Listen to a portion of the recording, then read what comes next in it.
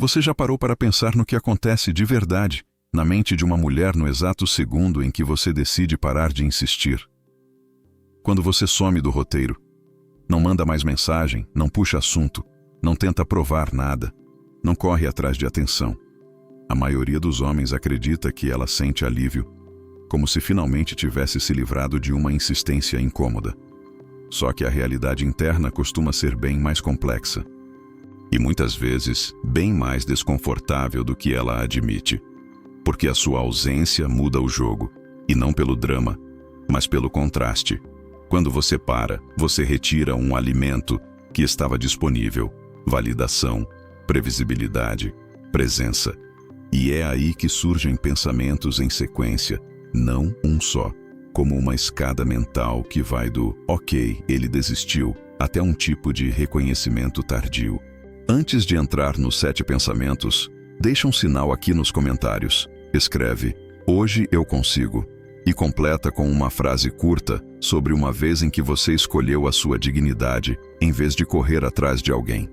Pode ser simples: hoje eu consigo me respeitar. Hoje eu consigo parar. Hoje eu consigo ficar em silêncio. E se esse tipo de conteúdo te fortalece, se inscreve agora no Diário de um Estoico, porque aqui a ideia não é ganhar alguém, é parar de se perder. Primeiro pensamento: ela acha que você finalmente desistiu dela. No começo, o que aparece é uma mistura de surpresa com confirmação. Ela nota o corte, a mensagem que não veio, o bom dia que sumiu, a tentativa que não aconteceu. E o pensamento automático costuma ser: ele entendeu o recado. Em alguns casos, vem até um alívio momentâneo, porque a pressão some. Ela imagina que você cansou, que encontrou outra pessoa, ou que aceitou a rejeição e seguiu em frente. Só que, junto desse alívio, frequentemente entra uma leitura silenciosa de ego. Eu venci. Como se o fato de você parar provasse que ela estava acima, no controle, e que você saiu porque percebeu seu lugar. É uma interpretação comum quando alguém se acostuma a ser perseguido. A primeira conclusão raramente é "ele tem autorrespeito". Quase sempre é "ele perdeu a batalha". E aí mora o ponto estoico. O que ela chama de derrota pode ter sido caráter. Marco Aurélio lembrava que muita coisa que a gente ouve e interpreta é só opinião, não verdade. E essa confusão entre opinião e realidade é o gatilho dos próximos pensamentos. Segundo pensamento, ela começa a se perguntar por que foi tão fácil você parar. Depois do primeiro impacto, nasce uma curiosidade incômoda. Ela esperava mais uma investida, mais uma tentativa, mais uma explicação, mais uma mensagem só para fechar. E quando isso não acontece, a mente dela cutuca. Ué, acabou assim? É aqui que a ausência deixa de ser alívio e vira incômodo. Esse incômodo aparece porque, em algum nível, existia uma expectativa inconsciente, a de que você estaria disponível como opção, como step emocional, como alguém que ela podia ignorar hoje e reativar amanhã. Quando você para limpo, sem escândalo e sem despedida teatral, você quebra essa expectativa. E a quebra faz ela questionar até o próprio valor. Eu era tão importante assim. E ele simplesmente foi embora? Paradoxalmente, a sua firmeza mexe mais do que a sua insistência. Sêneca dizia, em essência, que a dificuldade não está só nas coisas. Muitas vezes, está na nossa falta de coragem. Ela pensa que você não teve coragem de insistir, mas a coragem real foi parar. Terceiro pensamento. Ela sente falta da validação que vinha junto com você. Aqui a emoção entra mais forte. Mesmo quando ela não te queria como parceiro, ela pode ter se acostumado com a sensação de ser lembrada, desejada, priorizada.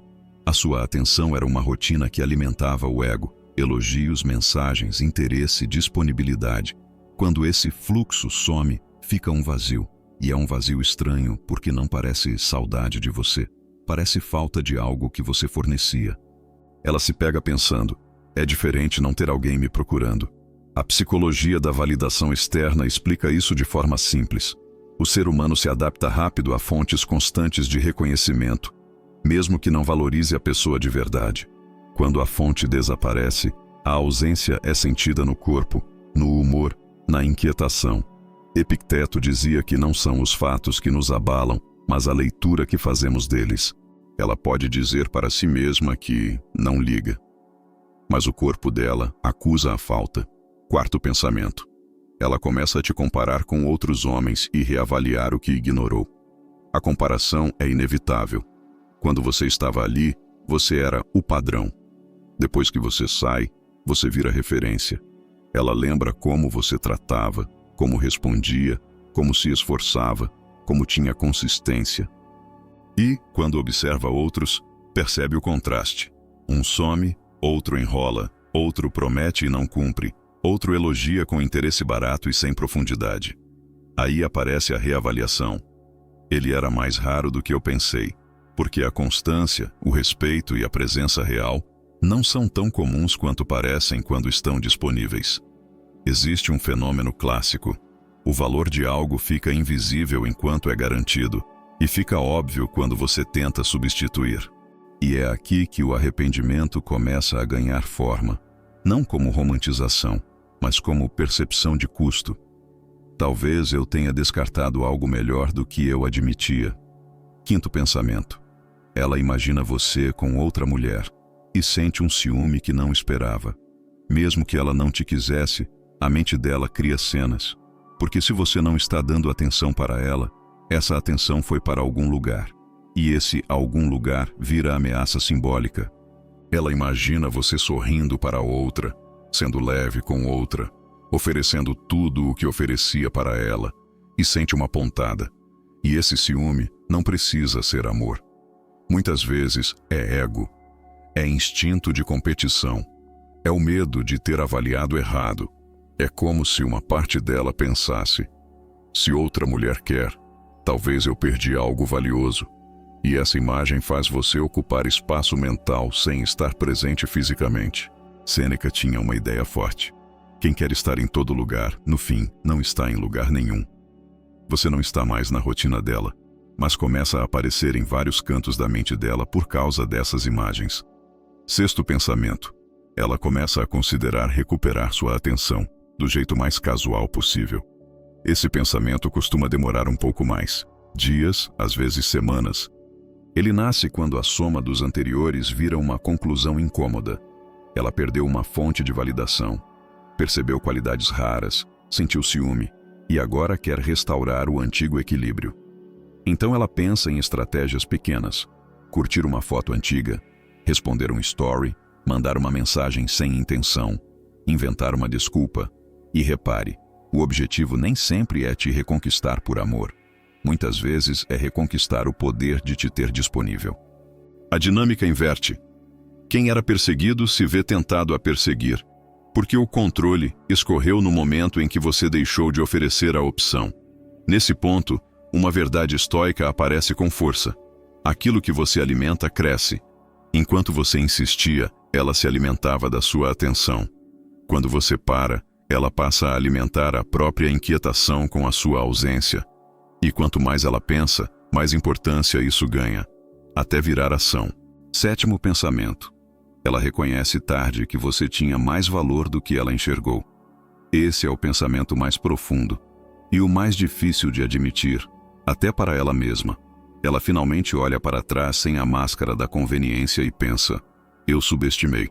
Ela percebe que você tinha autorrespeito, integridade, consistência, presença, e que isso não é comum.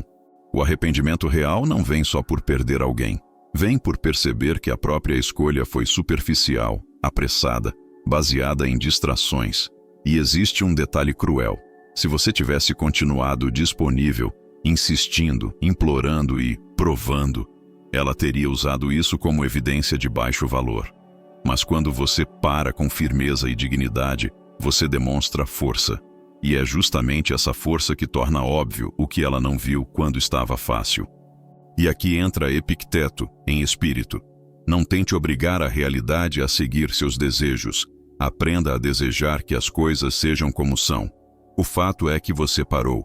E quando você para pelo motivo certo, não por manipulação, mas por autorrespeito, você sai do ciclo. Ela pode desejar que tudo tivesse sido diferente, mas esse desejo costuma nascer quando você já está longe demais para precisar dele. Agora junta tudo. Quando você para de insistir, a sequência costuma ir do ele desistiu para por que foi tão rápido? Depois faz falta. Depois, ele era melhor que os outros. Depois, e se ele estiver com outra? Depois, como eu puxo ele de volta? E por fim, eu subestimei. Não é mágica, é dinâmica humana. As pessoas reconhecem o valor quando o acesso termina. Se você está vivendo uma situação em que está insistindo em alguém que não te valoriza, a lição é simples e dura. Pare. Não para punir, não para manipular, não para fazer sentir saudade. Pare para preservar sua dignidade e sua energia. Sua atenção é um recurso caro. Não é esmola emocional para quem não sabe receber. E quanto mais você tenta convencer alguém do seu valor, mais você ensina essa pessoa a te ver como disponível demais. Se esse vídeo te ajudou a enxergar o que acontece do outro lado quando você escolhe o silêncio e o autorrespeito, deixa seu like. Isso ajuda o YouTube a entender que esse conteúdo vale a pena ser entregue para mais gente que precisa acordar. E se você ainda não comentou, volta lá. Escreve "Hoje eu consigo" e coloca sua frase. É o seu compromisso público com a sua própria postura. E para continuar evoluindo com princípios práticos de autocontrole, disciplina e dignidade, se inscreva no Diário de um Estoico e ativa o sino. Assiste também aos próximos vídeos que estão aparecendo aí. Eles completam exatamente essa virada. Parar de implorar por validação e começar a agir como um homem que se respeita, mesmo quando ninguém está aplaudindo.